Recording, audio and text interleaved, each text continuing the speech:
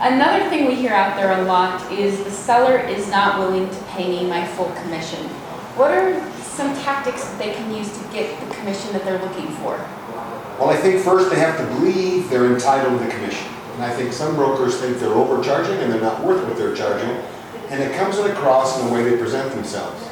So initially their contract should have the commission amount pre-printed.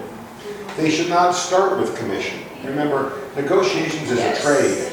If you start with commission, you have nothing to trade because everybody is a real estate broker in the seller's mind. So the first thing you want to do is set yourself up so the seller can see you have some talent, something to trade for your fee. You're not just coming for the money. So my suggestion would be that you let the seller play their best card. And their best card is their house. Remember, the seller bought that house. So they think that anybody else out there will want that house because they bought it, because it's so good.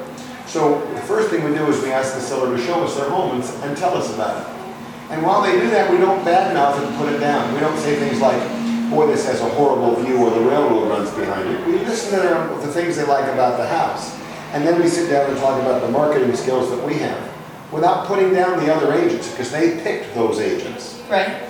So, and we turn and say this, and we just go through it as if it was routine and try not to be defensive. I think one way to do that is to try to divide the commission up and explain that a certain amount of the commission goes to the cooperating broker and a certain amount of the commission comes to the listing broker. Some brokers, when they do that, say, I'll give you a discount if I do both sides. And that is not the right answer. My encouragement would be when they ask for a discount, remember they're vulnerable when they ask. Right. So you say, thank you so much for asking. You know, it took a lot of courage to ask me that, and I appreciate it. The good news is we don't charge more when we have both sides. This is what we charge, and here's how we came to that decision. We're going to spend so much on the other agent, we're going to spend so much on office expenses, we're going to spend in average so much on advertising. Right. And you may think, well, I'll spend less. But my policy is I spend a certain percentage of everything I do on advertising, on all my listings, and over all of them, it pays off. Remember, some listings sell early, some listings sell late. I'm on a contingent fee basis, so I have to do the best marketing I can on each listing.